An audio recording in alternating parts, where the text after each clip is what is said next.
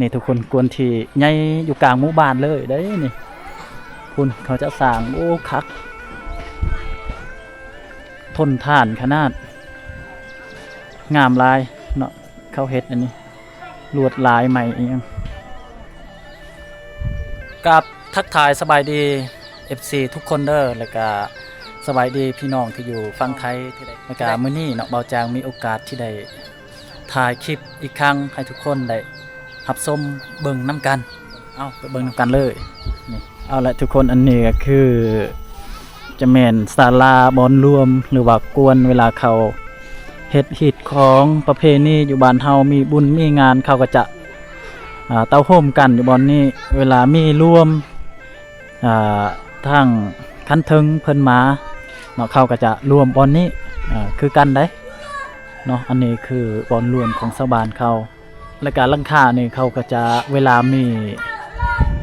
เพบอนใดเขาก็จะแปลงทุกๆปีเขาก็จะเซ็กจะเบิ่งเวลามีงานเนาะมียังเขาก็จะเซ็กจะเบิ่งจะตบแต่งให้เป็นที่เรียบร้อยนี่อันนี้คือเอกลักษณ์ของชนเผ่ากระตูได้เนาะบ้านกันดอน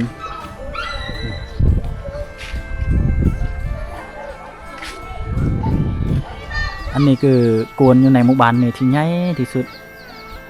เป็นเอกลักษณ์ของชนเผ่ากระตูที่ขาดบ่ได้ก็คือเอกลักษณ์ของเขาคือกอกทุกคนนี่กอกเด้มีกอก2อันมีแขนโอ้โหนี่ทุกคนสามารถที่ไปเที่ยวไปเบิ่งได้เนาะในหมู่บ้านแห่งนี้นี่อยู่ในกวนหรือว่าศาลานี่เราจะเห็นมีสัตว์หลายชนิดที่เขาได้แกะสลักไว้แล้วเนาะมีตัวงูแล้วก็มีรูปสัตว์ต่างๆเป็นศิลปะของชนเผ่ากระตูที่เขาสืบทอดตั้งแต่ใดๆมาได้เขาก็จะแต้มรูปสัตว์ต่างๆนี่ติดไว้ข้างในศาลาหรือว่ากวนนี้ว่าจะเป็นรูปเต่ารูปหมีรูปนกกับรูปลิงโอ้หลายๆรูป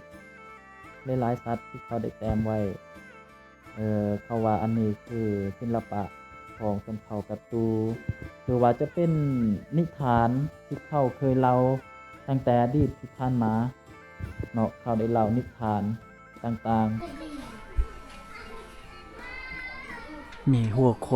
อยในเวลาเขาเฮ็ดบุญงานนี่อย่างเขาจะฆ่าและเขาจะเอาไว้กะโหลกหัวเขาจะเอาไว้นะคะแต่ละปีเนาะมันมีบางทีปีตัวนึงบ่เขาขาหรือว่า2ตัวเขาก็จะเอาไว้กะโหลกไว้ทุกคนนี่ลวดลายเขาเฮ็ดศิลปะครับ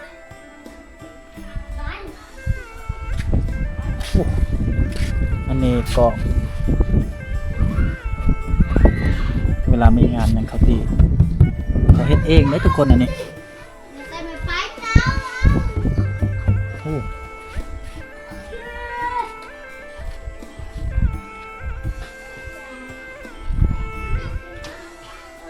โอ้โหกวนใหญ่ข้างในนี่มันมีสัญลักษณ์เลยทุกคนมีสัญลักษณ์มีตัวสัตว์หลายชนิดที่เขาจะแกะสลักไว้นี่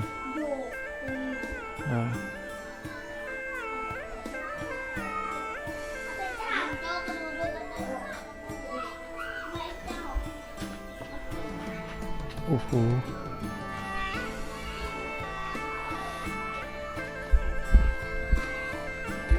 ไม้เสาเนี่ยเขาจะเห็ดอย่างนี้นะเสาเอาไม้เป็นลำแน่นกึก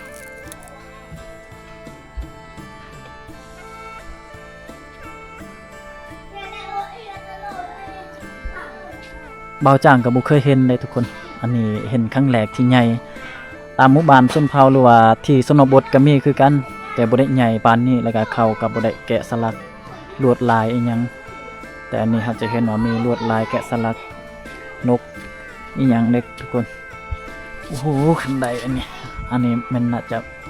แมันสบายดีเลย นี่ขั้นใดอันนี้อยู่ตารางเฮือน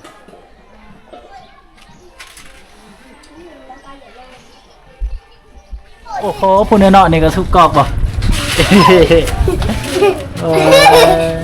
เนาะอีกหน่อยเข้ามาลิ้นอยู่ตารางศาลาม่วนเอา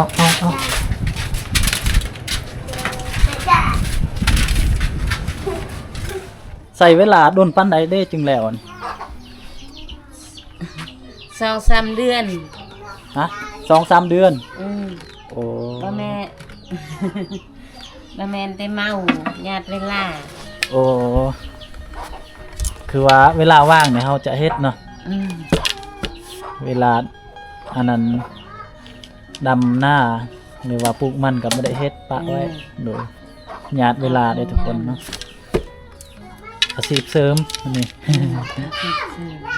ถ้าแล้วนี่คายพื้นละเท่าใด2,500,000 mau ở thế khả năng sốt tạch cái 600,000 โอ้ 600,000ก็มี 600,000 cái ní โอ้นี่เฮ็ดเองหมดเนาะ hết em เฮ็ดเองหมดงามได้ทุกคนอันนี้เบิ่งอันนี้เรียบร้อยนะอันนี้นะสมประสานมันมีหลายสีเนาะได้นี่ sắp xì สับสีเนาะ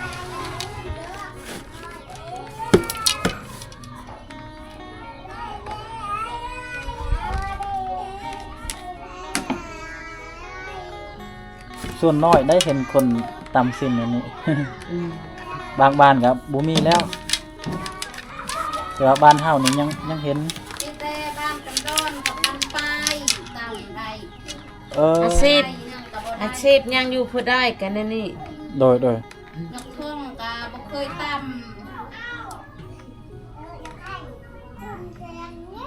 อย่างอยู่บ้านเฮานี่เนาะตำ ทำอาชีพประมาณให้cái gì lại cái này này thâu ra cầm tàu โอ้ thâu cầm tàu เขากันตู้เนาะ thâu cầm tàu cái nàyนี่อาชีพ เป็นอันนี้ แม่ได้เฮียนบ่หรือว่าบ่ได้เฮียนตำเลย เห็นกับแม่ แม่สอนเนาะ แม่ช้อน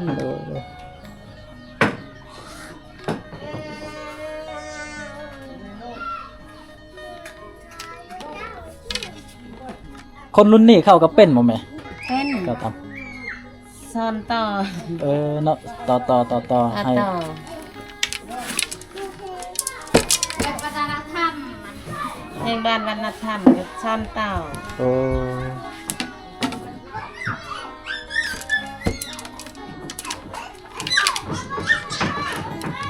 คักได้ข้าวสารนี่เวลาแล้วนี่ครับมีคนมาซื้อบ่หรือว่าเฮาไปขายเอง มีคนมาซื้อก็มีให้เอาไปขายเองก็มี โดยเวลาเขาใส่สิ้นนั้นนี่เวลาเขาเฮ็ดบุญเฮ็ดงานอย่างเนาะ แม่น เขาจะใส่ได้ทุกคน เป็นเขาวตำเป็นสิ้นที่พิเศษก็ว่าได้ นุ่งม้วนในสิ้นตำเองกับไข่ทะเล โอ้โดยโอ้โห สำลายอันบ่เคยขายแนวว่าขายกะแพงซื้อขายกะติวชาวปลายพันธุ์ มูลค่าทั้งหมดอันนี้เขาซื้อประมาณเท่าใดแต่เนี่ยทั้งหมดนี่เลย 2-3 เส้น ทั้งหมดได้ก็2-3 แส ตำ น อีกกันบ่มีกำไรสิขาย2 เส้นอันบ่มีกำไร แต่เวลาเฮาใส่เวลาตำอีก แม่น เวลาคนอีก แม่น เดี๋ยวหนึ่ง22,000 รา ขาย คาพายอีก โอ้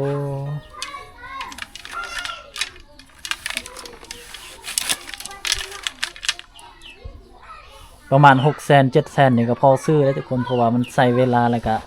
เขาซื้อได้นี่ก็แพงขายนี่มันแพงโพดแล้วก็เฮานุ่งนี่ก็ด้นเนาะบ่คือแบบสิ้นธรรมดาทั่วไปแม่นๆเพราะว่าข้าวสารละเอียดอันนี้โอ้โห 5-6 ปีก็บ่ขาด โอ้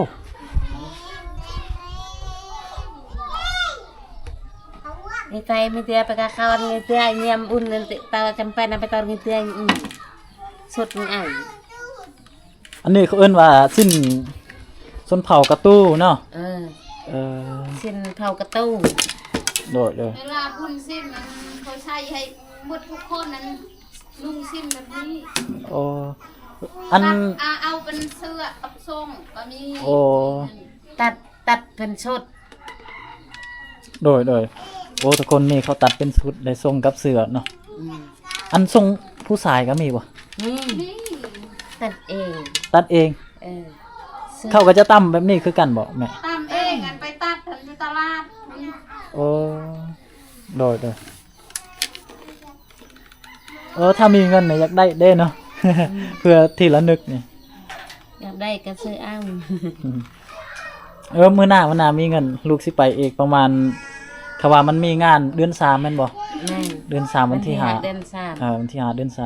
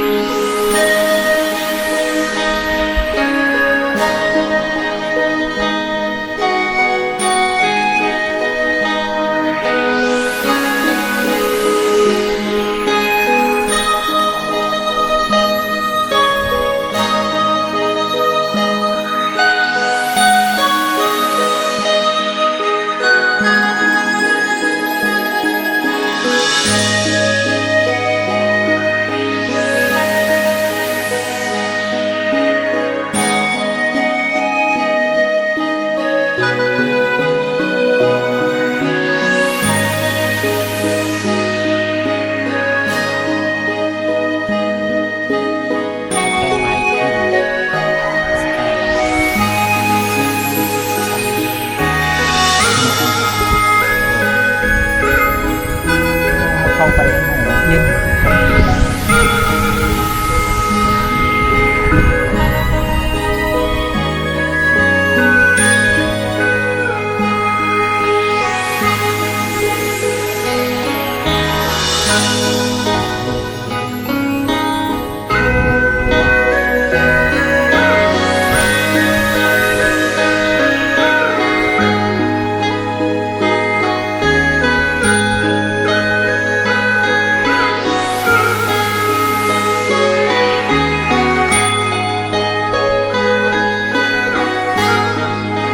คนคลิปนี้ก็ขอจบเพียงเท่านี้เนาะนะครับขอฝากทุกคนกดไลค์กดแชร์กดติดตาม2 เบาจางเพื่อเป็นกำลังใจที่จะเฮ็ดคลิปต่อๆไป